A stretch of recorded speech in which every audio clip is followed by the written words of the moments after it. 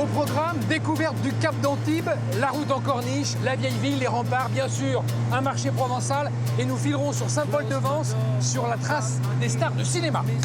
La Dolce Vita. C'est le long de la Méditerranée, par la célèbre route du bord de mer allant de Saint-Raphaël à Menton, que l'on découvre une des plus belles vues d'Antibes. Et c'est avec Didier, un des fervents protecteurs du littoral, que je me rends sur la presqu'île du Cap d'Antibes, sur la colline de la Garoupe. Alors Didier, vous me l'avez vendu comme une des plus belles vues sur Antibes, voire du département. Voire du département. Donc là, on voit la vieille ville, promontoire rocheux qui s'avance en mer, avec le musée Picasso. Derrière, on devine le port Vauban, qui est le plus grand port de plaisance d'Europe. Et derrière, le Fort Carré, qui était vraiment le bastion qui protégeait la ville, puisque Antibes était une ville frontière. Et puis, bien sûr, La baie des Anges. La baie des Anges. On s'en lasse pas, avec le Mercantour derrière. Et là, on est sur le promontoire du Cap d'Antibes. Voilà. Et on me dit, dans l'oreillette, que ce serait la plus belle vue du département. C'est assez limité, je pense que c'est la plus belle vue Du monde. Bon, voilà. Allons-y. Allons-y, nous reprenons la route. Didier tient à m'emmener sur la presqu'île voir le chemin de Tire-Poil, le petit sentier de randonnée le plus connu des Antibois, bordé par l'immense propriété d'un milliardaire. On remarque qu'ici, c'est le spot des randonneurs. Tout le monde vient là. Ah, là, il y a presque On est bien, là. plus de 400 000 personnes qui viennent ici chaque année. Direction le long d'une mer turquoise, le vieil Antibes avec ses remparts, ses maisons de village, ses petites ruelles. La vieille cité de bord de mer a plus d'un charme dans son sac. J'ai rendez-vous près de la cathédrale Sainte-Marie avec Béatrice qui va me faire découvrir une très belle vue sur Antibes depuis le musée Picasso. Bonjour Béatrice. Bonjour Christophe, vous êtes au cœur de la vieille ville avec la tour Sarrasine juste derrière vous. Ouais. Et là, le musée Picasso. Voilà, nous allons nous rendre sur la terrasse du musée Picasso. Et c'était quoi avant cette bâtisse? C'était un château qui date du Moyen-Âge.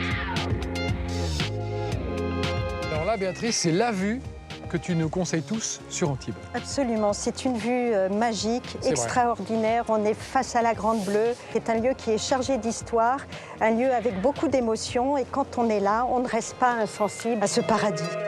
Plus loin, à Juan-les-Pins, je fais une halte dans un des plus vieux hôtels de la côte et sa déco authentique des années 30. Avant de découvrir le ponton qui a vu les premières compétitions officielles de ski nautique. Bonjour Marco. Et bonjour. Ça va bien? Ça va bien, vous-même. On dit qu'ici est né le ski nautique, Marco. Oui, c'est exact. À quelle époque? C'était dans les années 30.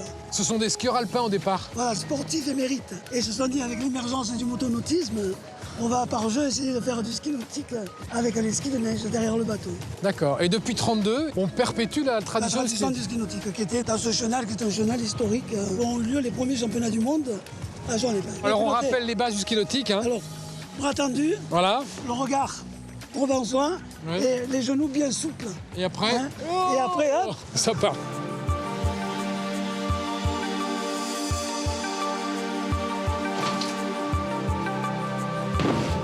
Le lendemain, c'est par les petites ruelles du vieil Antibes que je rejoins le cours Masséna où tous les jours de l'année se tient sous les halles le marché provençal. J'ai rendez-vous avec Jean-Paul, boulanger et figure emblématique d'Antibes. Bonjour mesdames, bonjour Jean-Paul. Ça va bien? Merci beaucoup. Pourquoi le marché est emblématique de la ville et important pour la ville? Et c'est le plus beau, avec des produits diversifiés de qualité. C'est ce que faisaient nos pépés et nos mémés. Ils avaient peu, mais ils achetaient bon. Quand on traverse le marché, on a l'impression de rentrer dans l'âme d'Antibes. Complètement. L'âme et l'histoire d'Antibes. L'âme et l'histoire. Dernière étape de mon voyage et non des moindres, le village perché de Saint-Paul-de-Vence, entouré de remparts et célèbre pour sa petite place où jouèrent tant de célèbres amateurs de pétanque. On est quand même très bien ici. Spectacle. Ah oui.